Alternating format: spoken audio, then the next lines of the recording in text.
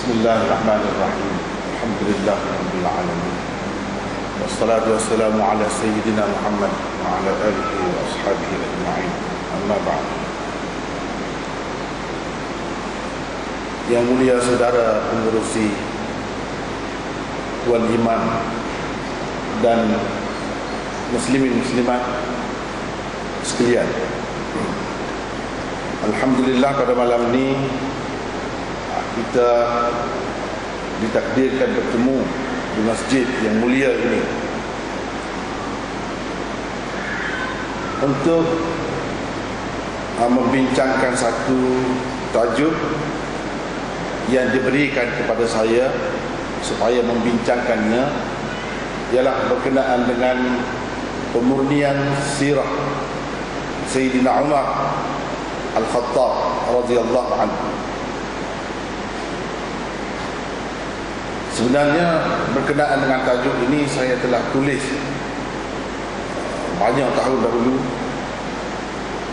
dan ini bukunya dalam ni sudah ada sebenarnya. Dan dalam buku ini ada dua bahagian. Yang pertama, motif tabarrah di sebalik hukuman hudud ke atas anak Sayyidina Umar radhiyallahu anhu, dan tajuk yang kedua ialah benarkah Sayyidina Umar radhiyallahu anhu pernah membunuh anak perempuannya. Inilah yang menjadi kandungan kepada buku kecil ini, risalah ini, dan telah teredar agak meluas.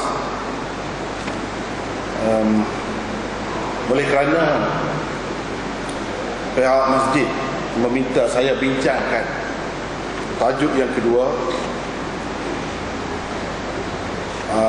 disebabkan sebelum ni di Masjid Ampang, masjid apa namanya saya tak pasti, kita telah bincangkan tajuk yang pertama, iaitu motif tabarrah di sebalik hukuman hudud ke atas anak Khalifah Umar. Itu telah bincang. Jadi bahagian yang kedua ni belum bincang lagi. Itulah sebabnya mereka minta saya bincangkan bahagian yang kedua ini.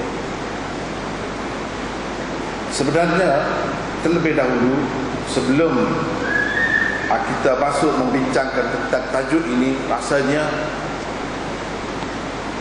lebih baik kita ketahui terlebih dahulu kenapakah cerita-cerita atau kisah-kisah seperti ini tersebar dengan meluas di kalangan masyarakat Islam, bukan sahaja di tanah air kita, tetapi juga di negara-negara Islam yang lain sejak zaman berzaman lagi. Kenapa ianya berlaku?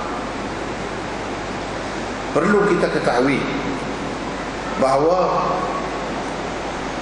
para sahabat Rasulullah sallallahu alaihi wasallam telah berjaya menjatuhkan dua empayar besar yang menguasai dunia pada ketika itu, yaitu empayar Rom dan Parsi.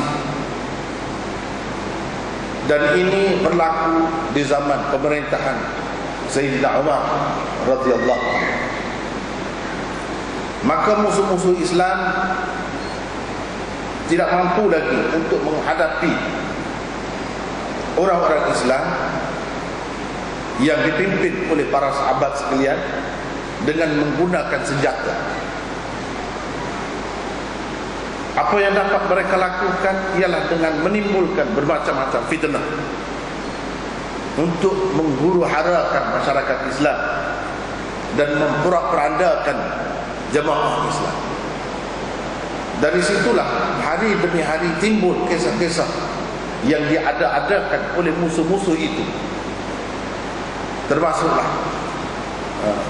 fitnah terhadap Sayyidina Umar radhiyallahu anhu.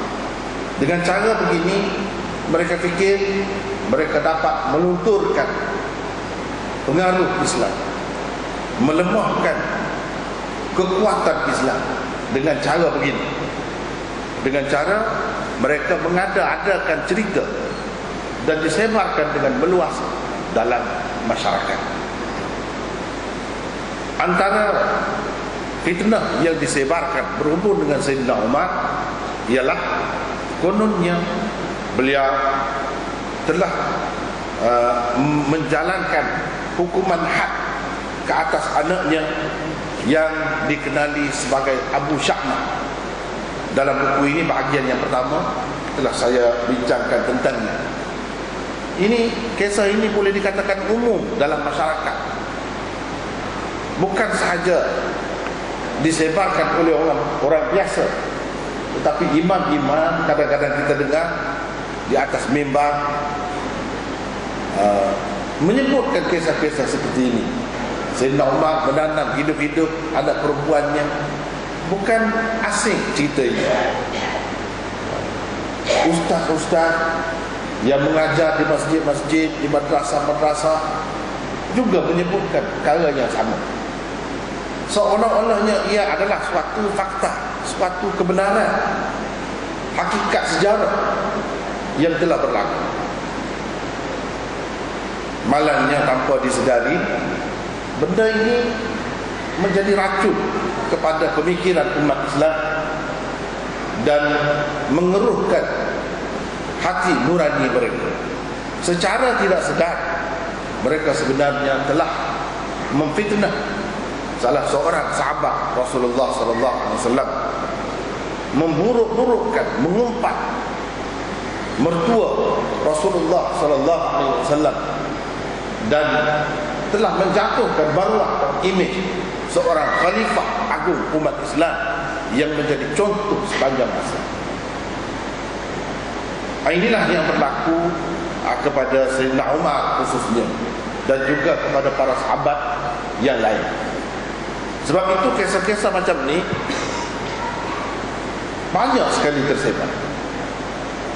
Dan benda ni sebenarnya kalau kita sebarkan, kalau kita terima, hakikatnya kita telah menuduh seorang sahabat agung Rasulullah sallallahu alaihi wasallam dengan tuduhan yang diada-adakan oleh musuh-musuh Islam. Tapi kita tak sedar. Macam mana kita nak dapat keberkatan daripada Allah Subhanahu wa taala, nak dapat pertolongan daripada Allah Subhanahu wa taala, kalau kita secara diam-diam, secara senyap-senyap sebenarnya menyimpan satu persangkaan buruk terhadap umat yang lalu, terhadap generasi awal Islam yang telah berjasa membawa Islam ke seluruh dunia, termasuk juga kita. Kita secara tidak langsung sebenarnya bersekongkol dengan musuh-musuh Islam itu, menuduh dan memfitnah mereka. Cerita-cerita seperti ini kalau kita perhatikan dalam sejarah, yang banyak memainkan peranan dalam mereka ciptanya ialah golongan Syiah. Ini salah satu golongan puak ajaran sesat yang banyak sekali memainkan peranan dalam mengada-ngadakan cerita-cerita seperti ini. Di sebalik mereka mengada-ngadakan cerita seperti ini, sebenarnya mereka ada motif yang tersendiri. Perkara inilah yang tidak disedari oleh kita, yang tidak disedari oleh umat Islam. Dia ingat ini cerita-cerita ini macam satu kelebihan, macam satu kelebihan kepada sahabat-sahabat itu. Tetapi di sebaliknya mereka tidak sedar sebenarnya mereka memburuk-burukkan sahabat-sahabat itu. Perlu muslimin dan muslimat sekalian mengetahui terlebih dahulu satu istilah yang terlalu baru kepada masyarakat kita, yang menjadi asas kepada penganut-penganut Syiah khususnya dalam menyebarkan cerita-cerita ini, yaitu tabarra. Tabarra atau dalam bahasa Arabnya disebut al-bara'ah. Salah satu akidah Syiah ialah menyatakan kebencian terhadap sahabat-sahabat Rasulullah sallallahu alaihi wasallam. Pada hakikatnya mereka bukan sahaja membenci sahabat-sahabat itu, mereka juga membenci Rasulullah sallallahu alaihi wasallam sendiri. Dan kalau kita selidiki lagi, perhatikan lagi, mereka sebenarnya membenci Allah Subhanahu wa taala. Tetapi semuanya dilakukan tidak dengan nyata, secara halus. Itulah yang dikatakan tabarra. Ada kalanya golongan ini memburuk-burukkan sahabat-sahabat secara langsung, terang-terang. Misalnya mereka mengatakan Sayyidina Abu Bakar dan Sayyidina Umar ini kafir. Bila sebut Sayyidina Abu Bakar dan Sayyidina Umar, mereka ucapkan laknatullah. Sampai begitu golongan ini. Itu jelas bagaimana mereka nyatakan kebenciannya, dendamnya terhadap sahabat-sahabat. Dan kita jarang sekali kalau kita tidak mengkaji ajaran Syiah yang sesat itu, kita akan dapati mereka secara langsung menyerang Rasulullah sallallahu alaihi wasallam, apalagi menyerang Allah. Kita tak akan nampak begitu. Mereka berselindung sebenarnya. Mereka selalu serang sahabat-sahabat.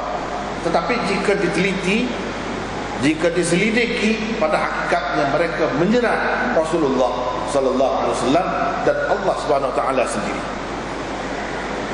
Itu satu cara, satu bentuk tabarra.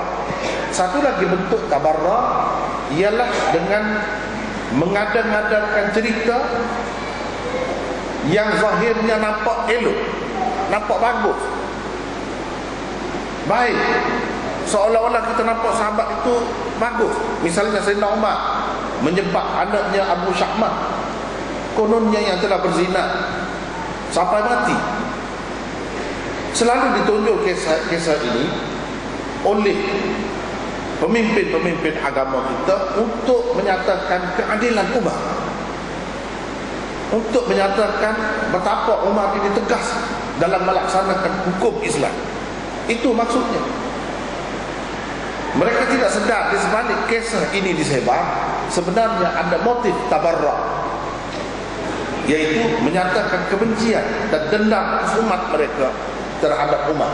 Zahirnya nampak macam adil Sayyidina Umar, tetapi kalau kita kaji, sebenarnya mereka sebarkan cerita itu untuk melepaskan dendam dan kebencian mereka melalui satu prinsip yang dinamakan tabarra ataupun al-bara'ah. Tetapi tabarra ini ataupun al-bara'ah ini dilakukan secara berselindung, tidak secara langsung. Zahirnya tak nampak, tetapi hakikatnya nampak. Dan mereka hendak menyatakan Islam ini tidak berjaya apa-apa. Rasulullah SAW sendiri pun tidak berjaya. Al-Quran itu bukan mengandungi mukjizat. Sebabnya misalnya kalau dalam kisah Abu Syahmah itu, seolah-olahnya di Madinah pada ketika itu masih lagi ramai orang yang minum arak, masih lagi ada kilang arak. Kalau kita kata sekarang ini kilang, masih lagi ada tempat buat proses arak. Jadi sehingga anak Sayyidina Umar itu sendiri terlibat dalam minum arak. Dan kerana minum arak pula, dalam mabuk pula dia berzina. Dan anak Sayyidina Umar itu pula dikatakan seorang yang kuat, baca Quran selalu, siang malam, pagi petang baca Quran. Tetapi daripada perbuatan dia itu kita nampak Al-Quran tidak dapat mencegah dia daripada melakukan kemungkaran dan fahsyat seperti berzina. Kita tengok berapa banyak keburukan dicelah cerita itu, tapi zahirnya yang kita nampak keadilan Umar. Itulah yang ditonjolkan oleh pemimpin-pemimpin agama kita, terdiri daripada tuan-tuan guru, ustaz-ustaz, imam-imam dan lain-lain. Nampak dia tonjolkan ini sebagai keadilan, tetapi dia tak sedar di celah-celah itu ada keburukan tadi. Dan ada pula orang Yahudi yang duduk di Madinah masih lagi buat arak dan sebar dengan meluas di kalangan orang-orang Islam. Padahal pada ketika itu orang-orang Yahudi sudah tidak ada di Madinah. Macam mana dalam kisah itu dikatakan ada, masih ada lagi di Madinah? dan masih lagi berniaga buat Arab, sebar Arab. Sedangkan yang kita baca dalam sejarah atau sirah yang sebenarnya, Sayyidina Umar telah melaksanakan perintah Rasulullah sallallahu alaihi wasallam. Bila Rasulullah sallallahu alaihi wasallam dekat nak wafat, dia kata apa? Akhrijul yahud min jaziratil Arab. Keluarkanlah Yahudi daripada jazirah Arab, daripada semenanjung Arab. Dan itulah yang dilakukan oleh Sayyidina Umar. Di zaman Rasulullah SAW lagi, sebenarnya orang-orang Yahudi ini tidak ada dari Madinah. Mereka telah dialar di luar negeri sampai ke Khaybar. Jauh dah, tidak ada di Madinah.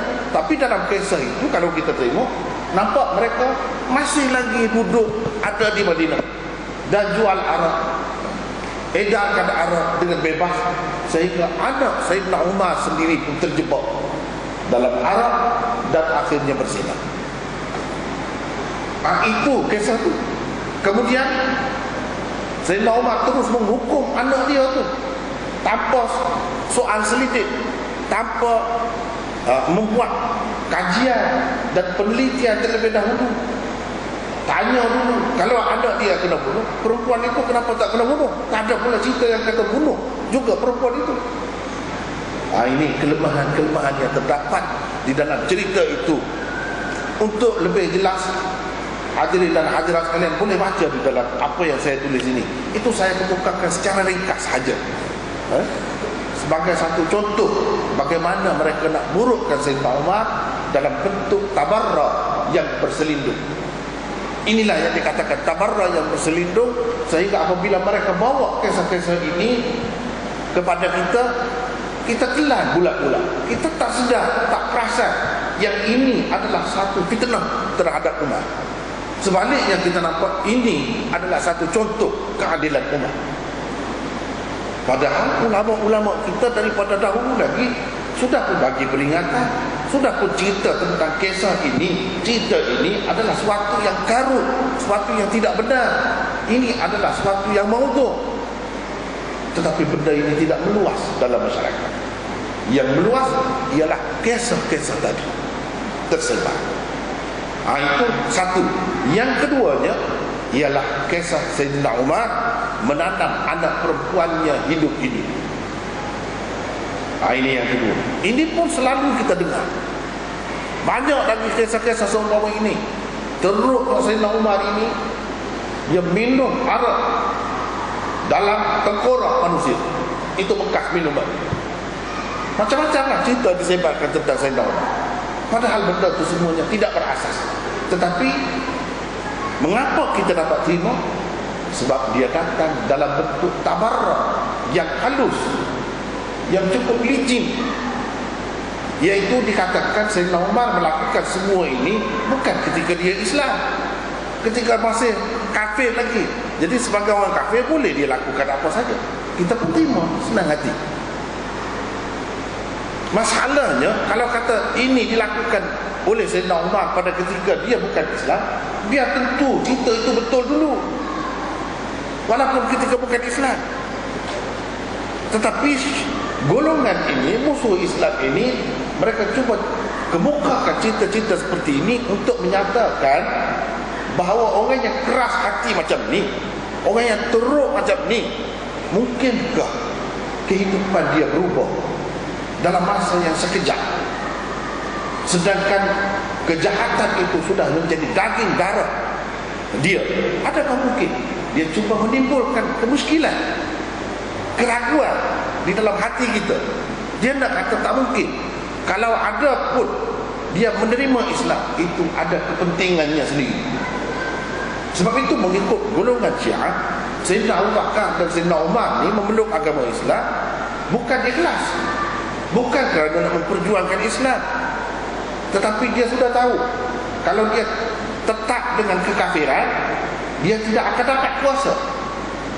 Jadi dia pura-pura memeluk agama Islam untuk kemudiannya memerintah, mendapat kuasa. Macam orang politik sekarang ni lah. Jadi nak kedudukan, dia sanggup buat apa saja dalam dunia moden. Macam tu digambarkan sahabat-sahabat. Macam tu. Jadi mengikut mereka, itu tujuannya. Yang sebenarnya tak mungkin orang yang sejahat ini, sezalim ini akan menjadi Islam yang baik. Itu satu perkara yang dia tanam, racun yang dia masukkan ke dalam fikiran kita, supaya kita susah nak terima. Kemudiannya kalau orang kata Umar ni adil apa semua, susah. Dan kalau dia tuduh Sayyidina Umar ni begini, kita mudah terima. Sebab apa? Kita sudah biasa. Kita sudah biasa.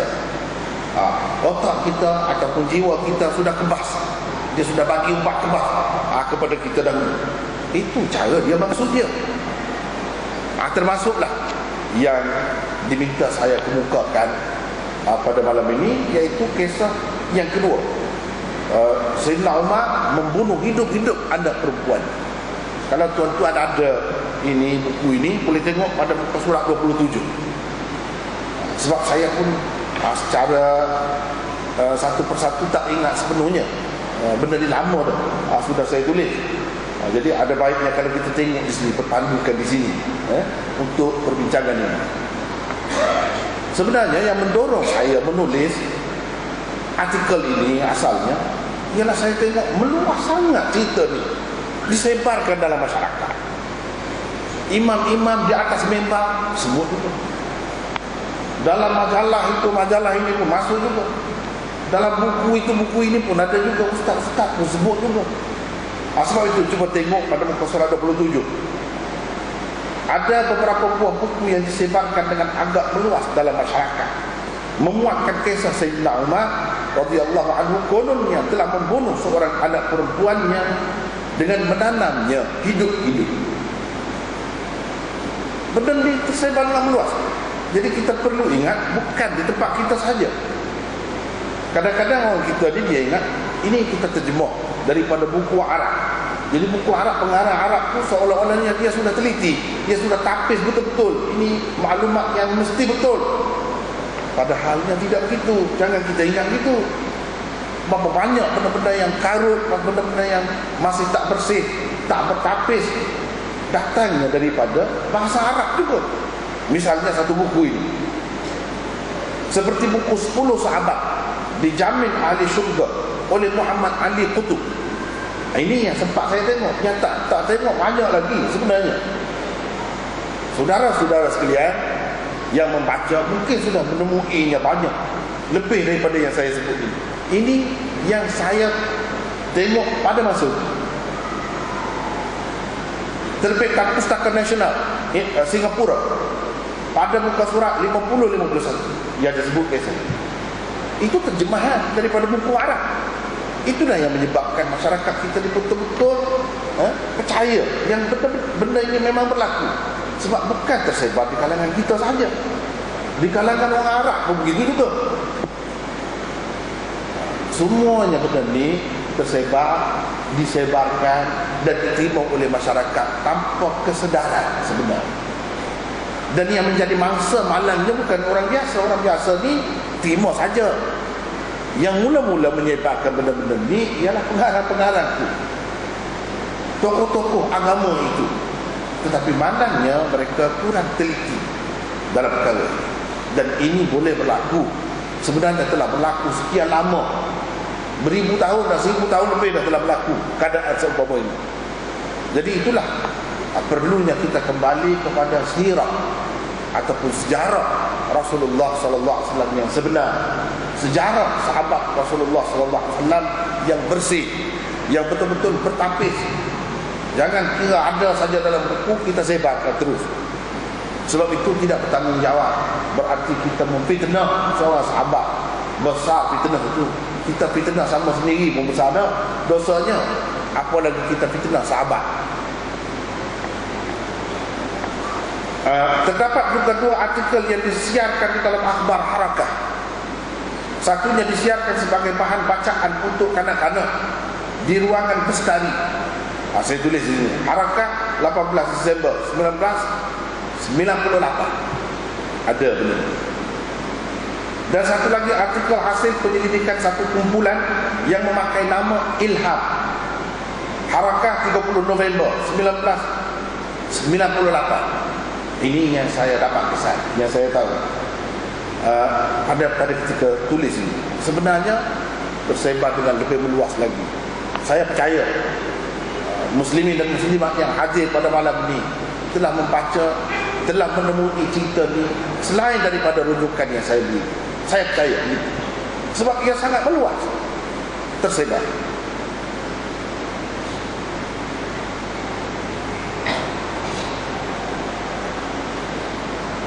Kalau cerita yang seumpama ini disebarkan oleh musuh Islam, tentu kita kata ini mereka nak memburuk-burukkan sahabat-sahabat Rasulullah SAW. Tapi oleh kerana ia disebarkan oleh kalangan kita sendiri, orang-orang yang menjadi rujukan dalam agama kita, maka kita terima. Kita terima saja. Padahalnya ia tidak benar sama sekali.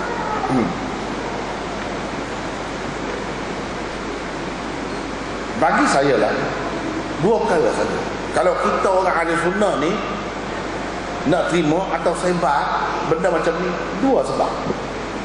Yang pertama, inilah yang saya tulis di sini, kejahilan. Sebab jahil. Sebab jahil. Walaupun kita kata dia tu pandai dah. Imam misalnya, maaflah, imam kalau ada ini kebenaran yang saya sebut ini memang benar berlaku, yang saya dengar sendiri daripada setengah-setengah imam tu di atas mimbar sebut benda ni. Kerana pada hakikatnya masih jahil, tak tahu. Walaupun dia mungkin pandai dalam perkara yang lain, tapi benda ni sebenarnya dia tak tahu. Yang kedua,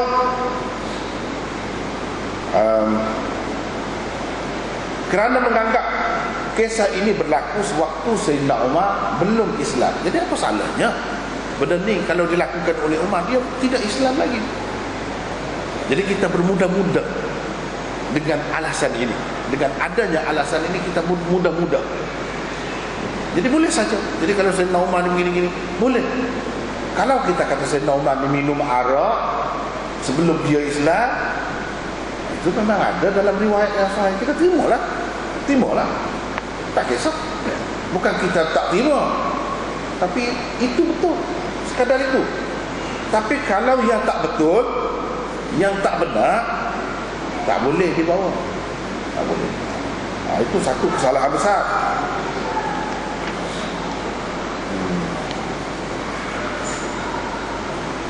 Masyarakat kita menerima kisah ini dengan alasan inilah menunjukkan Islam tu hebat. Islam ini memang agama yang membawa mukjizat. Sebab orang yang teruk macam Umar itu, kejam macam Umar itu pun boleh berubah sampai jadi sebaik-baik manusia, seadil-adil manusia. Itu sebab kita terima cerita. Itulah alasannya yang mendorong semua kita dengan mudah saja cerita. Sebab ini cerita zaman jahiliyah, bukan selepas Sayyidina Umar Islam.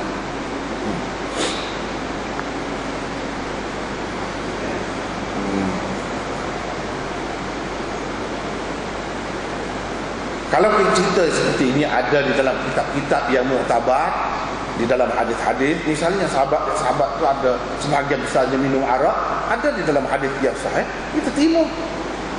Memang kena terima. Tapi biar tentu dulu cerita ini sahih.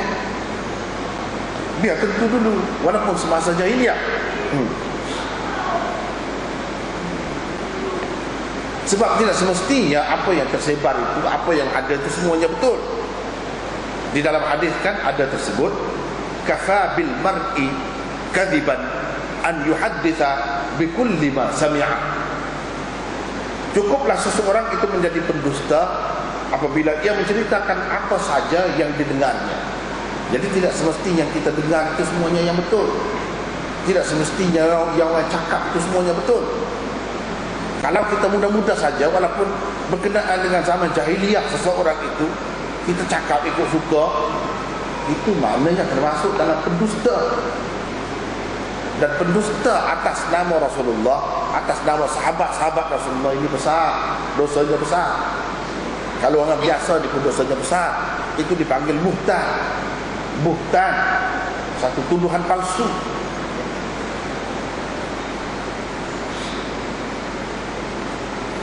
Ini yang saya petik sedikit, yang saya petik sedikit daripada artikel tadi yang disebarkan dalam akhbar Harakah suatu ketika dahulu. Begini bunyinya, boleh dilihat pada muka surat 29. Cerita di tengah tu perenggan yang ketiga, Umar memejamkan mata. Anak itu ditendangnya masuk ke dalam lubang yang digalinya. Ia menangis. Umar tidak menghiraukannya. Umar menutup mata dan terfikir, oh, anakku yang manis dan pintar, mengapa kau dilahirkan sebagai perempuan? Itulah bisikan hati Sayyidina Umar. Ia menangis, tangannya gemetar, tubuhnya menggigil. Umar, jangan jadi pengecut. Tiba-tiba suara itu terdengar berulang kali di telinganya. Lalu sambil menahan kesedihannya, Umar meneruskan lagi menimbun pasir ke lubang tadi, sehinggalah anak itu menghembuskan nafasnya yang terakhir. Itulah kisah Sayyidina Umar menanam anak perempuannya hidup-hidup. Itulah antara yang saya petik sedikit. Banyak lagi, banyak versinya ni. Kalau kita tengok yang lain akan lain pula cerita. Tetapi kesimpulannya sama, yaitu Umar telah membunuh hidup-hidup salah seorang anak perempuannya.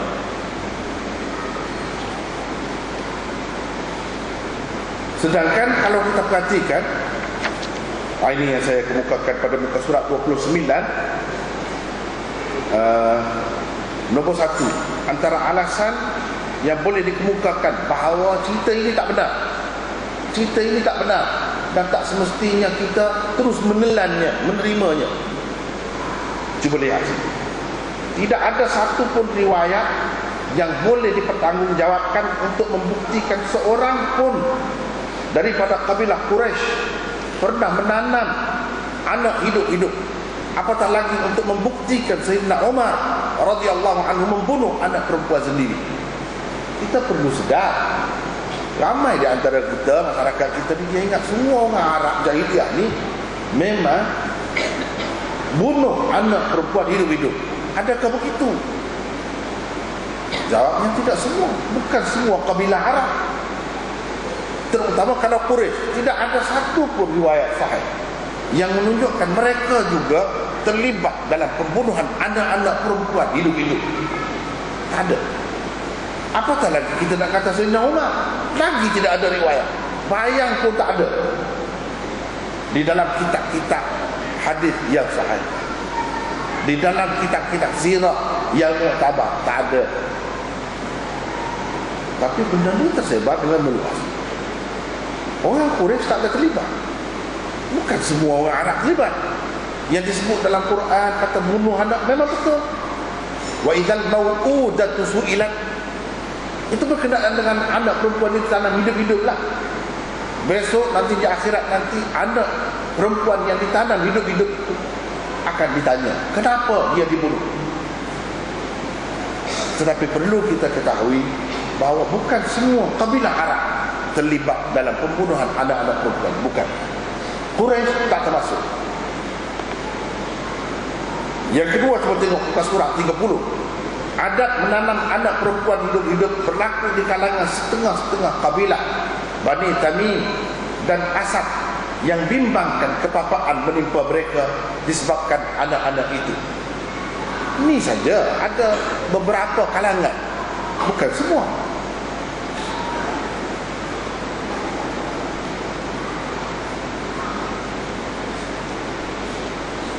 Sebagaimana ada riwayat menyebutkan bahawa Qais bin Asim, seorang pemimpin kabilah Bani Tamim yang kemudiannya memeluk Islam, telah mengaku menanam hidup-hidup 8 orang anak perempuannya di zaman jahiliyah. Ada, memang ada riwayat yang sahih. Tetapi ini kabilah mana? Bukan Quraisy. Di sana terdapat juga riwayat menyebutkan seorang pemimpin dari kabilah yang sama telah menyelamatkan sekian ramai anak-anak perempuan daripada dibunuh oleh ibu bapa mereka kerana takutkan kepapaan dengan membeli anak-anak perempuan itu. Kalau ada di kalangan Bani Tamim pun yang membunuh, bukan semua. Bukan setiap keluarga daripada Bani Tamim itu melakukan perbuatan begitu, bukan. Bahkan ada di antara mereka yang cuba menyelamatkan anak-anak perempuan itu. Dia ambil daripada ibu bapa yang nak bunuh tu, dia kata, kamu jangan bunuh anak-anak itu, dia bagi saya, jaga dia, saya didik dia, saya besarkan dia, jangan kamu bunuh. Berapa ramai? Ada juga yang begitu.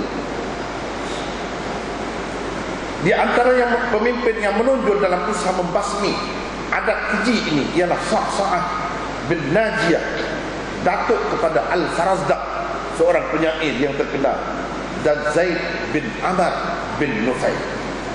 Ini dua orang yang terkenal memang membela, menyelamatkan anak-anak perempuan daripada ditanam hidup-hidup oleh keluarga. Ini dua orang tokoh yang terkenal sampai hari ini. Dalam kitab-kitab boleh kita dapati apa usaha yang telah mereka jalankan untuk tujuan itu. Sa'sa'ah telah membeli anak perempuan daripada kedua ibu bapa mereka, kemudian memelihara mereka hingga dewasa. Bilangan anak-anak perempuan yang dipeliharanya ialah 360 orang. Ini yang diselamatkan. Ada di dalam ziarah, bahkan di dalam kitab hadis. Ini yang saya petik ini daripada kitab At-Tabarani dalam Al-Mu'jamul Kabirnya, jilid 8 muka surat 77.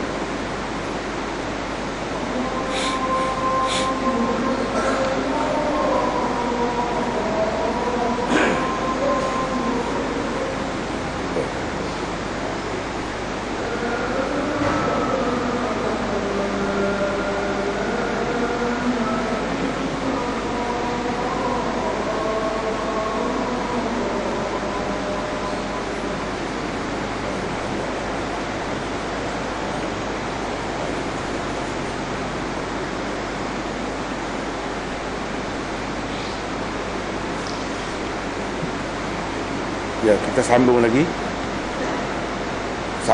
perbincangan tadi. Seorang lagi tokoh yang terkenal, yaitu Zaid bin Amr bin Nufail.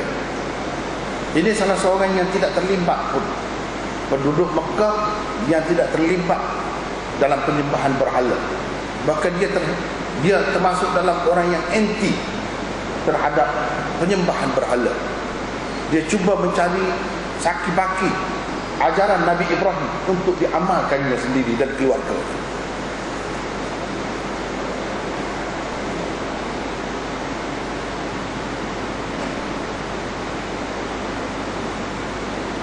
Pada muka surat 31 dalam buku ini, antara amalan baik jasa Zaid bin Amr bin Nufail ialah beliau membeli anak-anak perempuan daripada ibu bapa mereka, lalu memeliharanya hingga dewasa. Kemudian beliau akan membawa anak perempuan itu kepada dua ibu bapa masing-masing, lalu berkata kepada mereka, jika kamu suka kepada anak perempuan kamu ini, bolehlah kamu mengambilnya. Atau kalau kamu tidak mahu, biarlah anak-anak perempuan itu bersama saya. Ini tersebut di dalam Sahih Bukhari jilid 1 muka surat 540. Inilah yang dilakukan oleh setengah-setengah sahabat. Jadi siapa Zaid bin Amr bin Nufail ini? Siapa? Zaid bin Amr bin Nufail bukan sahaja dari keluarga Sayyidina Umar, malah beliau merupakan sepupu Sayyidina Umar radhiyallahu anhu. Adik perempuan Sayyidina Umar yang bernama Fatimah menjadi isteri kepada anaknya Sa'id bin Zaid bin Amr bin Nufail. Sa'id itu salah seorang sahabat 10 Rasulullah SAW yang dijanjikan syurga. Itu suami kepada adik Sayyidina Umar. Manakala anak perempuan Zaid pula menjadi isteri Sayyidina Umar sendiri. Jadi dia ni mertua Sayyidina Umar. Zaid bin Amr bin Nufail mertua Sayyidina Umar. Takkanlah dalam keluarga yang terkenal dengan usaha-usaha suci menyelamatkan anak-anak perempuan daripada dibunuh oleh orang tua mereka, tiba-tiba seorang yang sangat menyerlah dan terpenting di kalangan mereka melakukan perbuatan terkutuk ini dengan membunuh anak sendiri. Takkan macam itu? Ini mertua dia yang buat kerja macam ni. Tiba-tiba yang menantu ni bunuh anak sendiri. Adakah masuk akal? Kalau betul-betul telah berlaku, mesti ada di dalam riwayat-riwayat yang boleh dipertanggungjawabkan. Mesti ada di dalam kitab-kitab yang muktabar. Ini tidak ada.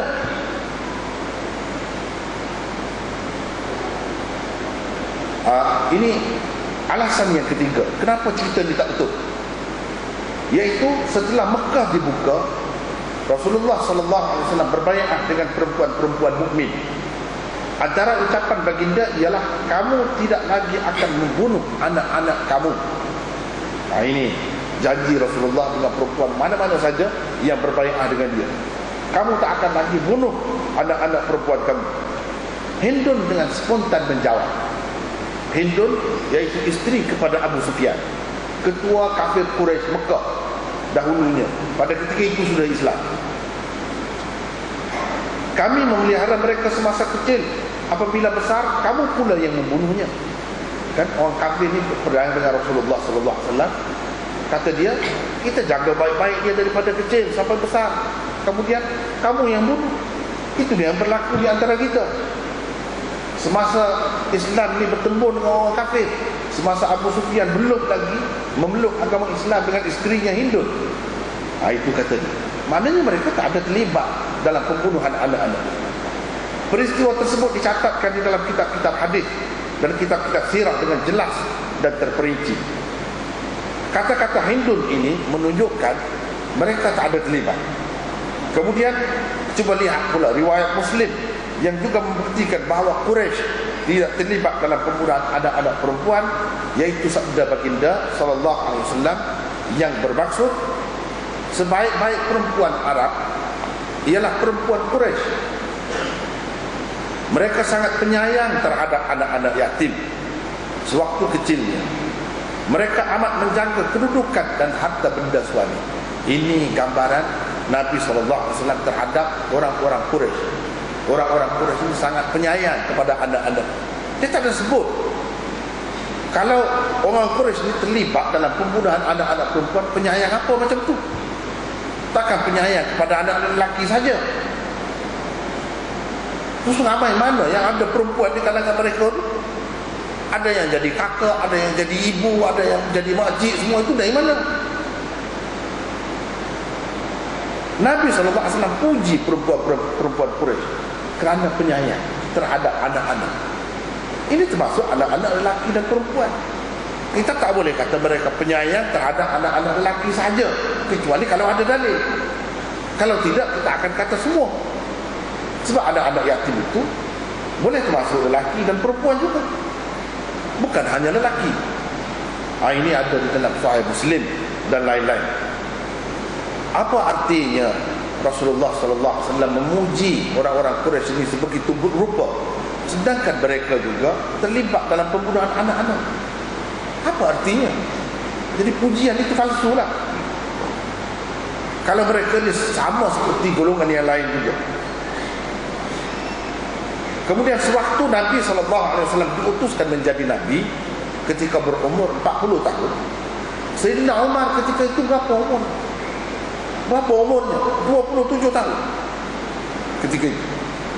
Anak-anak Sayyidina Umar yang lahir sebelum Islam semuanya masih hidup. Masih hidup. Mereka ialah Ummul Mukminin Hafsah, Abdullah bin Umar dan Abdul Rahman. Ini tiga orang. Ini anak dia dengan isteri dia semasa belum Islam. Ketika Rasulullah jadi Rasul, umur dia 27 tahun. Anak dia ini.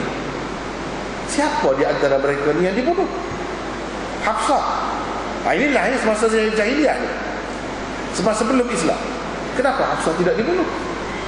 Hafsah tu kan kemudian sampai jadi isteri Rasulullah SAW, Ummul Mukminin. Kalau Sayyidina Umar ni bunuh, yang mana satu? Yang lain-lain dia kahwin semasa Islam. Takkanlah dia bunuh semasa Islam. Dia tanam hidup-hidup anak perempuan semasa Islam. Takkan begitu. Kalau kita nak kaitkan semasa jahiliah dengan isteri dia yang mana, dan anak dia nama apa, mesti bertanggungjawab. Jangan mudah-mudah nak tuduh Sayyidina Umar ini. Sayyidina Umar bukan calon-calon orang, begitu berjasa kepada umat. Dalam tradisi Arab, seseorang itu dikuniahkan, jadi dikaitkan dengan nama anaknya, anak sulungnya terutamanya. Sebagaimana kuniah Nabi kita ialah Abul Qasim. Nabi Muhammad sallallahu alaihi wasallam, Nabi kita kuniahnya Abul Qasim, bapa Qasim. Itu cara orang Arab panggil seseorang tu, dipanggil gitulah. Abul Qasim, Abu Muhammad, Abu Khalid dan sebagainya. Itu cara dia tak panggil nama betul. Jadi Qasim itu anak sulung. Sayyidina Umar, kuniah Sayyidina Umar ialah Abu Hafsin. Abu Hafsin. Hafsin itu siapa? Hafsah lah, bukan orang lain. Hafsah. Apabila dalam bentuk bahasa Arab ni, dalam bentuk yang tertentu, dia buang tak, dia buang tak marbutah yang menunjukkan mu'annaf itu. Ini bukan maknanya anak Sayyidina Umar ada seorang yang bernama Hafsun. Hafsun tak ada. Hafsun ini ialah Hafsah. Abu Hafsin ialah bapa kepada Hafsah. Hafsah itu perempuan.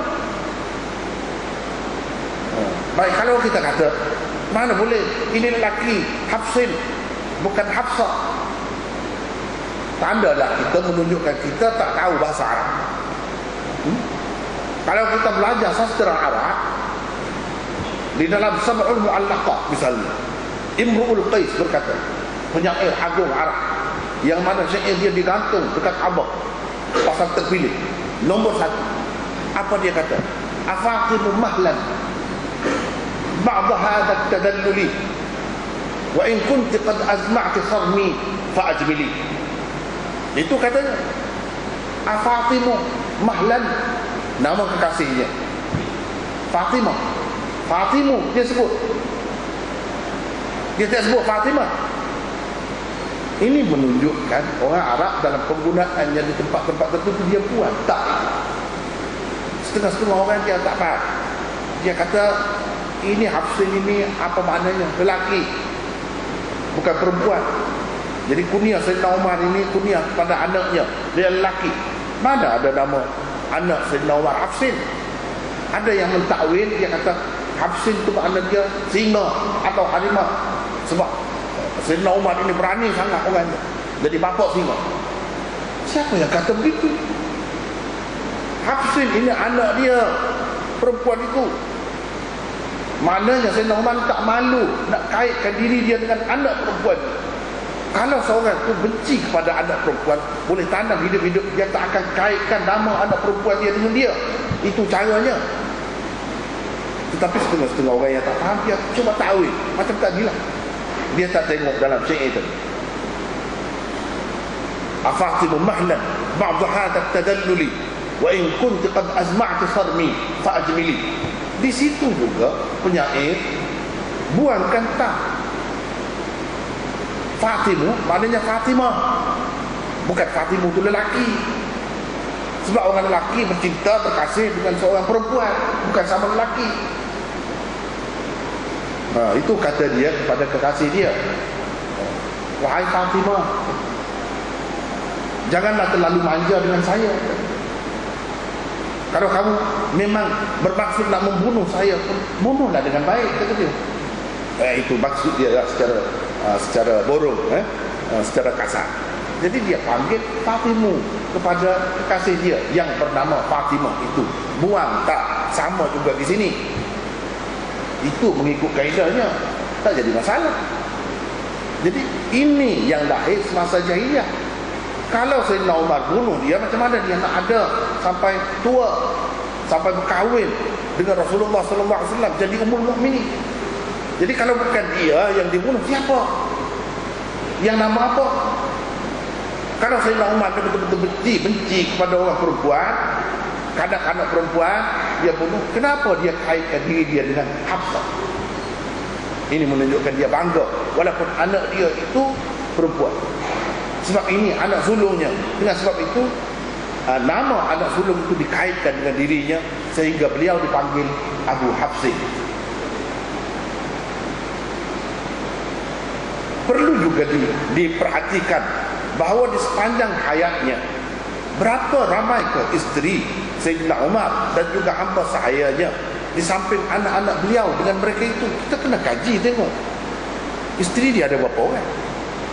Daripada setiap isteri dia tu dia dapat anak berapa orang, apa namanya. Bukan macam kita yang tak ada sejarah, kita tak tahu ini datuk kita yang pertama, yang kedua, yang ketiga dulu, mungkin kita tak tahu isteri dia berapa. Setengah-setengah tu tak tahu, nama dia pun dah tak tahu. Usah kena tahu sejarah dia. Bangsa Arab bukan begitu. Mereka ada ilmu ansab, ilmu tentang keturunan satu-satu keluarga, dan ada semua. Dia kahwin dengan siapa, dapat anak berapa orang, nak nama isteri dia apa, anak-anak dia tu nama apa namanya, kemudian berapa lama dia hidup, dia sempat kahwin dengan siapa, dapat anak macam mana. Dia semua ada silsilah itu tersimpan dengan baik.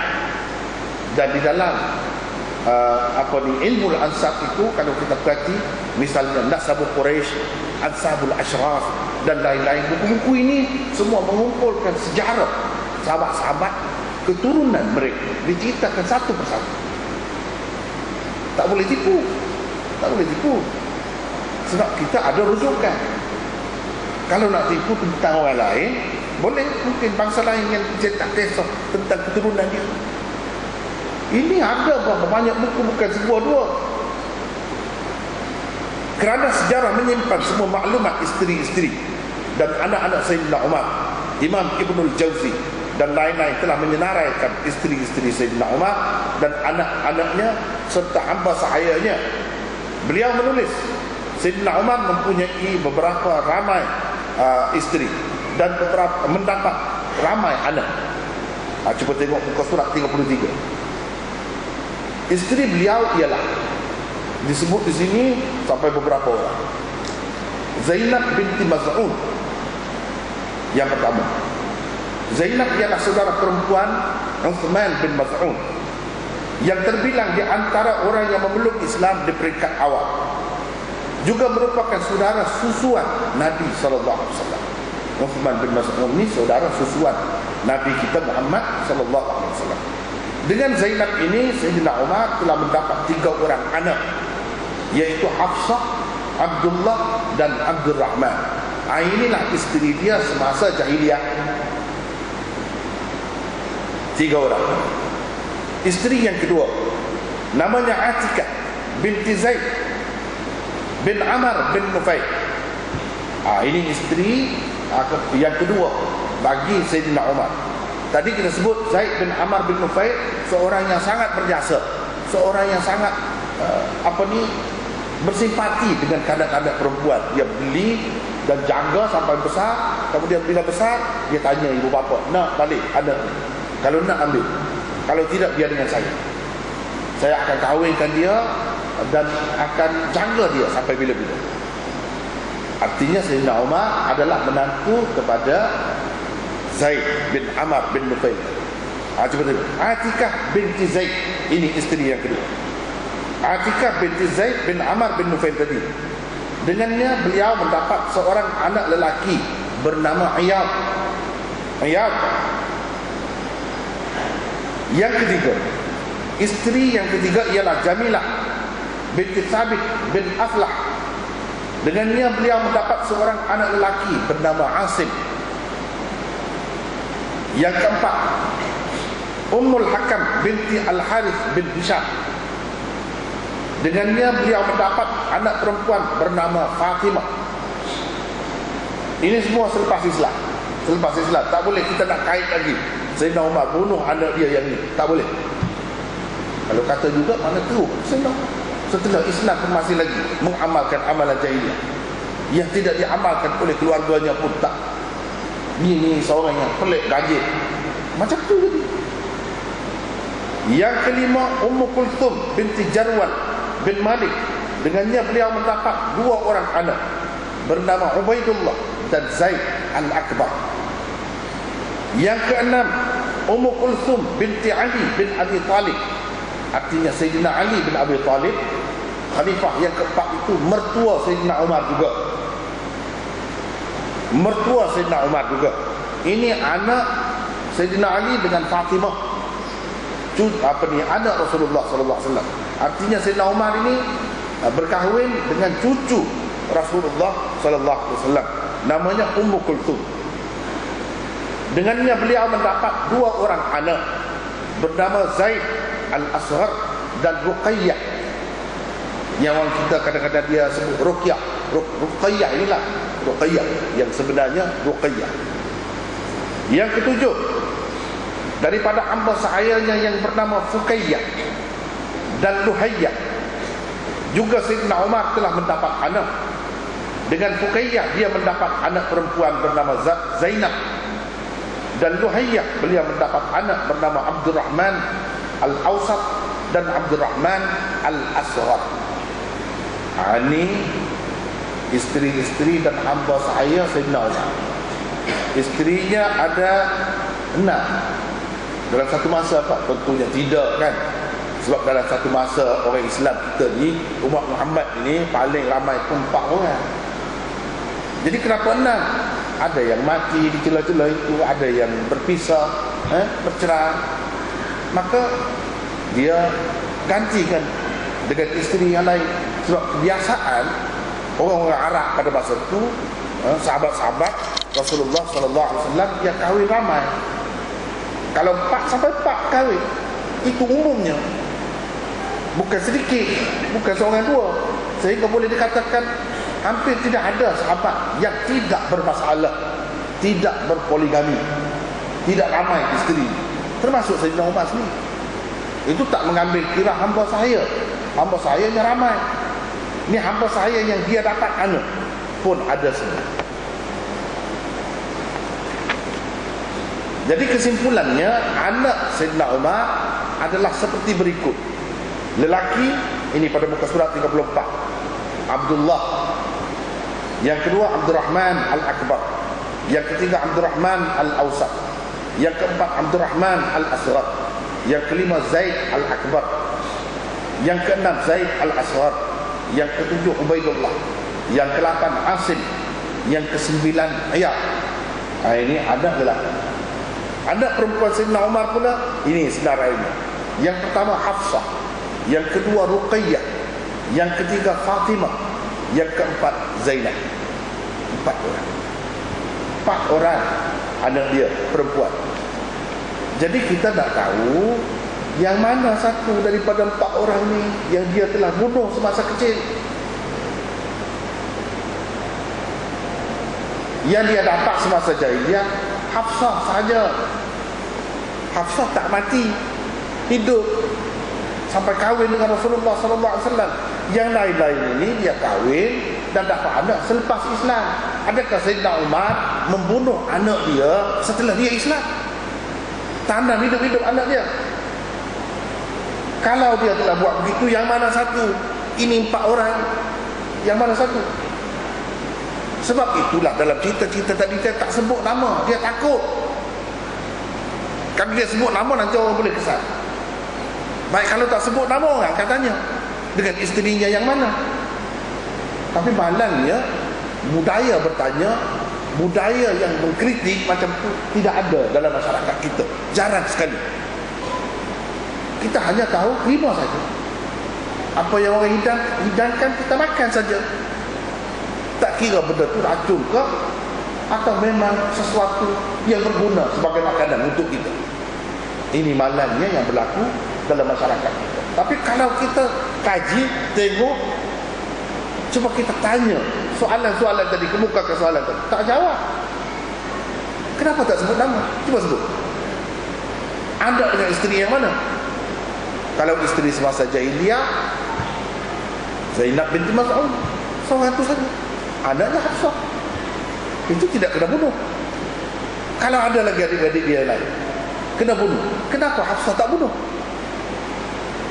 Kenapa yang itu bunuh? Kemudian yang itu nama apa? Tak ada. Dia ada seorang anak perempuan saja semasa jahiliyah. Yang lain-lain semuanya selepas Islam. Kalau kita kata yang kemudian, bermakna Sayyidina Umar ni masih tak berubah. Walaupun setelah dia Islam, dia masih lagi tanam hidup-hidup anak dia. Dan kenapa Rasulullah tak tegur? Kalau benda ni berlaku, mesti ada di dalam riwayat-riwayat yang sahih. Ini menunjukkan semuanya ni fitnah terhadap Sayyidina Umar. Ini adalah satu usaha untuk memburuk-burukkan Sayyidina Umar di kalangan masyarakat Islam sendiri, tanpa disedari mereka.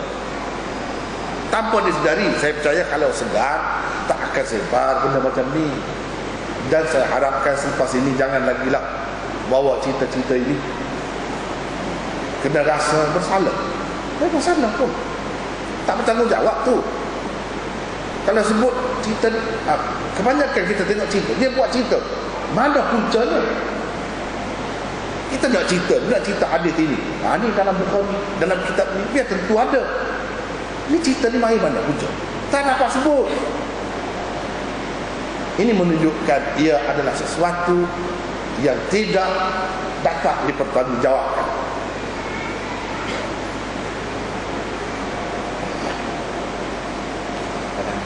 Ini dua ini. Ini kita jawab salah.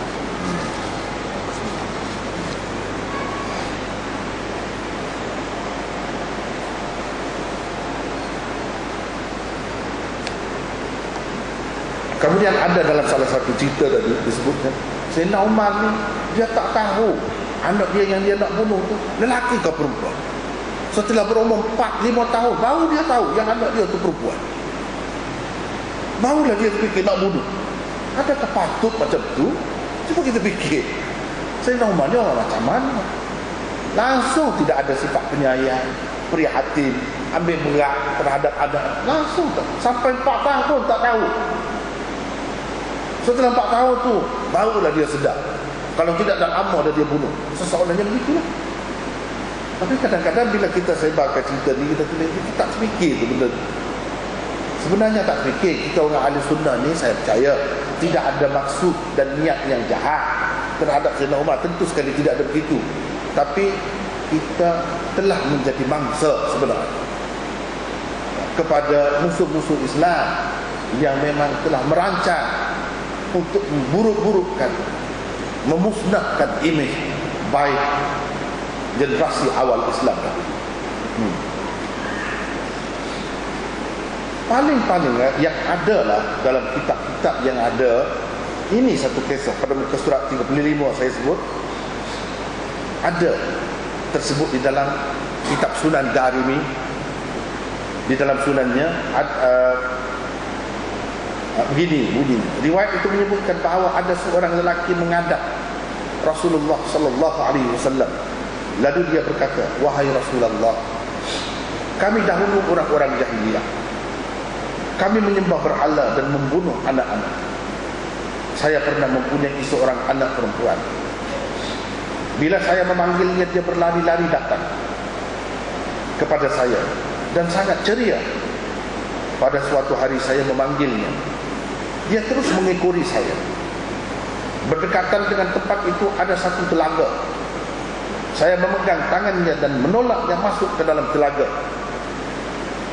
Kata-kata terakhir yang terkeluar dari mulutnya ialah ayah anak dia." Ini ada dalam hadis. Mendengar ceritanya itu, Nabi SAW menangis. Orang-orang yang ada berdekatan dengan Nabi SAW berkata kepada orang itu, "Kamu betul-betul telah menyedihkan Rasulullah SAW." Nabi bersabda, "Orang ini datang bertanyakan sesuatu yang lebih penting darinya." Seraya baginda sallallahu alaihi wasallam berkata kepada orang itu, "Ceritakan sekali lagi kisah itu." Dia minta cerita sekali lagi. Orang itu pun mengulangi lagi sekali kisah tersebut, menyebabkan Rasulullah sallallahu alaihi wasallam menangis sehingga basah janggutnya.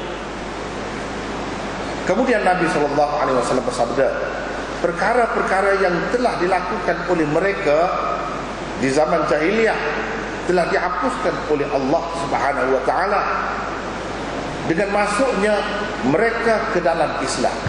Bila Islam, segala kejahatan apa bentuk sekalipun Allah hapuskan, Allah tak kira dah. Itu yang Nabi SAW kata. Sekarang mulakanlah amalan-amalan yang lain. Di dalam Sunan Ad-Darimi jilid 1 muka surat 3.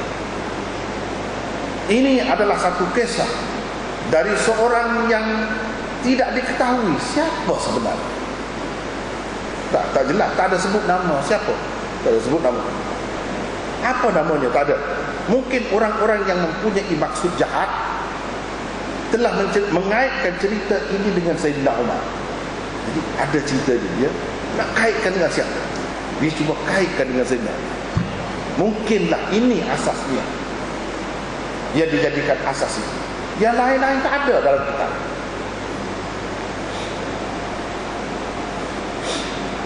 Padahal cerita ini pun jika ditimbang dengan neraca ilmu riwayat juga tidak dapat disabitkan, kerana Wadhin adalah merupakan perawi teratas, lahir pada tahun 80 Hijrah dan wafat pada tahun 149 Hijrah. Sedangkan dia tidak pula menceritakan perawi lain di atasnya. Tidak mungkin dia telah mendengar sendiri kisah ini 80 tahun sebelum kelahirannya. Kalau kita orang yang belajar hadis, kita tengok dulu cerita tu, tak boleh terima terus. Walaupun ada dalam kitab-kitab hadis pun tak boleh terima. Kena tengok dulu macam mana sanadnya, macam mana kandungannya. Kena tengok. Kena nilai dari sudut riwayatnya, dari sudut dirayatnya. Kena tengok. Bukan boleh telan buta begitu. Tak boleh. Kita orang Islam ni diajar supaya menerima sesuatu yang bersih. Kalau air, kita nak minum air yang kotor, air yang keruh, tak lalu kita nak minum, kita tapis. Sebab itu ulama-ulama telah buat penapis untuk kita, dan untuk menapis cerita-cerita ni, mana yang betul, mana yang tak betul. mana yang boleh diterima sebagai hakikat sejarah kita, dan mana yang tak boleh. Tak boleh kita terima saja begitu cerita. Sebab itulah ulama-ulama Islam dari dahulu lagi mereka bekerja keras menceritakan, mendedahkan benda-benda ini. Macam riwayat tadi, itu paling yang ada pun. Itu sebenarnya riwayat Wadin. Perawi teratasnya lahir pada tahun 80 Hijrah. Sedangkan peristiwa ini berlaku pada berapa? Tahun berapa? Kita katalah pada tahun 10 Hijrah. Sebab selepas itu Rasulullah SAW wafat. Katakanlah adanya 70 tahun sebelum kelahirannya, dia tahu daripada siapa cerita ni. Dalam kaedah periwayatan ilmu hadis mesti kita kena bersambung. Tak boleh orang ni tiba-tiba dia dapat tahu tak daripada mana. Tak boleh tiba. Mesti kena ada orang yang dengar sendiri daripada Rasulullah SAW dan tahu peristiwa itu, ada dalam majlis itu. Dia cerita kepada orang kemudiannya, lalu kepada orang yang di bawahnya, dan begitulah seterusnya sampai kepada pengarang kitab. Yang jelasnya di sini Wadin itu lahir pada tahun 80 dan perawi di atasnya tidak ada. Bermakna riwayat ini dalam istilahnya dipanggil mursal. Atau dalam istilah lebih umum kita panggil riwayat yang munqati', putus. Riwayat yang macam ini kita tak boleh terima. Dan ini adalah sesuatu yang tidak boleh dipertanggungjawabkan. Selain itu, Wadin itu sendiri, Wadin bin Atha' ni sendiri adalah seorang yang dipertikaikan oleh ulama rijal hadis. Dia tu sendiri, perawi itu sendiri, bukannya perawi yang diterima oleh ulama untuk kita pakai hadis dia tu. Imam Bukhari, Muslim dan Nasa'i tidak mahu menerima riwayatnya. Ibnu Sa'ad berkata dia seorang yang dhaif, dan begitulah seterusnya. Macam mana perawi yang macam ni kita nak terima? Kalau kita andaikan saja, kita terimalah. Tapi dalam ni mana ada sebut cerita Sayyidina Umar? Kenapa dikaitkan dengan Sayyidina Umar? Tak ada kena benda tu. Kalau ada pun mungkinlah, seperti mana dalam riwayat lain yang sahih ada sebut orang pada masa itu bunuh anak ibu. Ya, kita boleh terima. Tapi kenapa dikaitkan dengan Umar? Ini nampak sangat ni dendam dia, kebenciannya terhadap Umar, dan mereka rekod cerita yang seumpama ini sebenarnya untuk menyatakan tabarra, iaitu rasa benci dan dendam kesumatnya terhadap sahabat agung Rasulullah SAW. Itulah hakikat.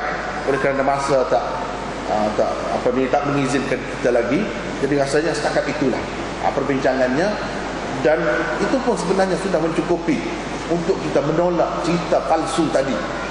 Cerita itu langsung tak sepatutnya disebarkan oleh seorang Islam, oleh seorang yang cintakan generasi awal Islam, seorang yang cintakan kepada Rasulullah SAW dan sahabat-sahabatnya. Jadi rasanya setakat itu dulu untuk perbincangan buku ini. Wallahu a'lam. Wa akhiru da'wana alhamdulillahi rabbil alamin. Tak boleh jawab pendek. Ada sangat Pendek. banyak. Tak ada.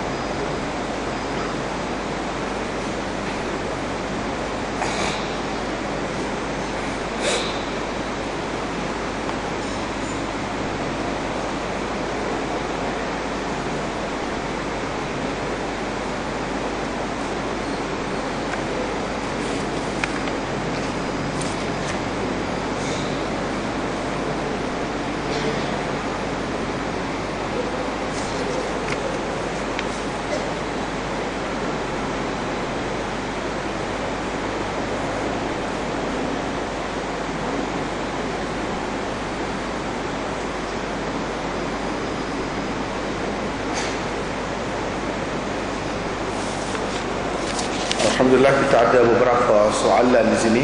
Oleh kerana pengurusi minta supaya secara ringkas, masa kita tidak mengizinkan, saya jawab tentang soalan-soalan ini. InsyaAllah kita cuba seringkas mungkin. Yang pertama, oleh kerana saya utamakan yang ada kaitan dengan perbincangan kita, benarkah tiada langsung hadis yang menceritakan tentang dua kisah ini dalam mana-mana kitab? Memang tak ada. Kalau ada, cuba tunjukkanlah, buktikan. Yang kita sebutkan tadi paling ada pun dalam Sunan Darimi, itu saja. Yang lain tidak ada tempat rujukan disebutkan. Kisah itu kalau ada disebarkan, ya tak ada sebut rujukan. Paling tinggi yang ada yang tadi itu tak ada kena-mengena dengan Sayyidina Ali. Bolehkah mengambil kaedah mengisbatkan lebih utama daripada menafikan? Maksudnya menerima kisah Umar tanam anak lebih utama dari menolak. Jika sirah sahabat sudah itu habis. Soalan yang kedua, bolehkah kita pakai kaedah al-muthbit muqaddam ala nafi? Sekarang ni saya menafikan kisah itu tak ada. Jadi orang-orang yang telah menyebarkan cerita ni, dia katakan ada. Bolehkah kita pakai kaedah orang yang mengatakan ada, kiranya dia tahulah, sebab itu dia kata ada. Jadi kita kena utamakan pendapat dia lah daripada orang yang menafikan. Sebab orang yang menafikan dia tak tahu, sebab itu dia menafikan. Dia tak tahu.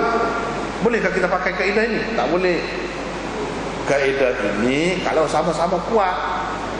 Tapi kalau yang menyabitkan itu, dia tak ada sandarannya, tak ada rujukannya, tak ada tempat pegangannya, macam mana kita nak utamakan? Kalau macam tu, siapa saja yang mendakwa, kita akan kata dia lebih tahulah, sebab itu dia dakwa. Macam tu jadi haru biru. Kaedah tu tak boleh pakai. Kaedah tu kalau nak pakai, kalau sama kuat. Atau yang mengisbatkan itu, yang mengiyakan itu lebih kuat. Keadaan di sini bukan begitu. Yang menafikan itu lebih kuat. Jika sirah sahabat sudah dicemari, bagaimana dengan sirah Rasulullah SAW dan sahabat-sahabat yang lain? Sama juga. Kita tidak mengatakan semuanya dicemari di setiap peringkat, di setiap tempat semuanya. Tidak. Tapi ada pada tempat-tempat tertentu. Sama ada sirah Rasulullah SAW atau sirah sahabat. Dan perkara ini telah disedari oleh ulama-ulama Islam mutaakhir sekarang, sehingga mereka tulis buku-buku khusus. Misalnya As-Siratun Nabawiyah As-Sahihah, sirah Nabi yang sahih. Kenapa timbul idea begitu? Sebab dia sudah kesan berapa banyak yang tidak sahih. Jadi dia nak kemukakan yang sahih, yang boleh dipertanggungjawabkan yang mana. Dan kitab-kitab ini mendapat sambutan di semua pelosok dunia, di semua negara Islam, semua terima baik. Jadi itulah sepatutnya kita usahakan di tempat kita ini pun begitu juga. Cuma untuk menceritakan mana tempat yang telah dicemari itu, mana tempat yang dia ada-adakan itu, perlu masa.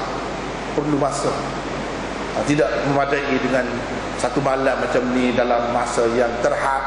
Tak boleh kita selesaikan segala-galanya. Tetapi sekadar menyatakan ada, memang ada. Tidak sunyi. Kalau dalam hadis pun ada hadis palsu kan. Apa yang orang panggil hadis palsu ada, dikaitkan dengan Rasulullah, padahalnya bukan hadis pun. Tak ada kena-mengena dengan Rasulullah pun. Apatah lagi sirah-sirah ni. Benarkah kisah Sayyidina Umar berhijrah secara terbuka semasa peristiwa hijrah? Itu ada kisahnya begitu. Kemudian, benarkah nasab Umar bin Abdul Aziz daripada Umar bin Al-Khattab? Ini sebagaimana kita maklum, Umar bin Abdul Aziz kan dia daripada Bani Umayyah. Adapun Sayyidina Umar itu bukan, tapi jauh-jauh tu dia adalah hubungannya, kaitannya itu ada. Itulah secara ringkasnya. Kemudian soalan yang kedua, adakah kisah-kisah palsu sahabat juga termasuk Israiliyat? Kisah-kisah palsu tentang sahabat ini ia tak termasuk dalam Israiliyat, tetapi kebanyakannya termasuk dalam Syi'iyat. Syi'iyat iaitu cerita-cerita yang direka dan diada-adakan oleh golongan Syiah ataupun golongan-golongan lain yang merupakan musuh para sahabat. Mereka lah yang buat cerita ni. Jadi ini tak termasuk dalam Israiliyat. Israiliyat ni yang berasas daripada kitab-kitab Bani Israel, Bible dan sebagainya. Itu berkenaan dengan nabi-nabi dahulu. Adapun yang tersebut di dalam kitab-kitab tu dia tak ada sebut kitab sahabat-sahabat ni. Kisah Umar ditegur seorang wanita, itu memang benar ada. Ditegur oleh seorang wanita, bukan sekali, beberapa kali, dan Sayyidina Umar terima baik. Ini benar ada. Boleh Ustaz huraikan peristiwa Sayyidina Umar memecat Khalid bin Al-Walid? Apa pengajaran yang boleh diambil? Ini pun sirah juga. Secara ringkasnya, Sayyidina Umar tak mahu orang kaitkan kejayaan yang berlaku di zamannya itu dengan peribadi tertentu. Sebab bila saja Khalid bin Al-Walid pergi ke mana-mana jadi panglima, menang saja, dia tak mahu. Jadi mungkin akan timbul pemujaan terhadap tokoh atau peribadi tertentu, dan mungkin orang kaitkan kejayaan itu dengan peribadi tertentu, tidak kerana Islam. Jadi ada kalanya tidak ada apa-apa kesalahan seseorang itu, tapi bagi pemimpin tertinggi dia pandang dari sudut lain. Ada keharusan untuknya memecat seseorang itu daripada jawatannya untuk maslahat yang lebih besar lagi. Dan itulah yang dilakukan oleh Sayyidina Umar dalam kaitan dengan pemecatan Khalid bin Al-Walid. Buku apakah yang sesuai untuk membaca sirah sahabat? Sebenarnya sirah kita yang ada ni masih lagi bercampur baur. Boleh kita baca, tetapi kita kena merujuk kepada orang-orang yang betul-betul arif dalam bidang itu. Nak kata semua yang ada di dalam kitab-kitab sirah sahabat ini semuanya bersih, semuanya benar, tak ada jaminan. Tak ada jaminan. Buku mana pun tak ada jaminan, kecuali kalau yang ada di dalam kitab-kitab yang sahih. Misalnya dalam Bukhari, dalam Muslim, dia cerita tentang sahabat, itu kita boleh pakai. Itu pun punca sirah juga. Tidak semestinya sirah ni kita nak dapat daripada buku sirah saja. Apa-apa yang berkaitan dengan sahabat itu, walaupun ada di dalam kitab hadis, itu punca sirah juga. Sepatutnya kita anggap begitu. Gelaran Abu Hafsin dikatakan bermaksud singa kerana berani. Ini saya telah jelaskan tadi. Itu satu kekeliruan. Apakah Zaid bin Amr menyelamatkan anak dari Bani Tamim? Apakah hubungan Bani Tamim dan Quraisy baik? Memang begitu. Boleh dikatakan Quraisy ini ketua ataupun pemimpin di kalangan masyarakat Arab. Zaid bin Amr bin Nufail, seperti yang kita sebutkan tadi, di kalangan Quraisy tak ada berlaku benda ini. Jadi kalau dia menyelamatkan anak-anak perempuan, tentunya ada anak perempuan dalam kabilah ataupun suku kaum yang bukan dari kalangan Quraisy. Bukan dari kalangan Quraisy, itulah yang berlaku.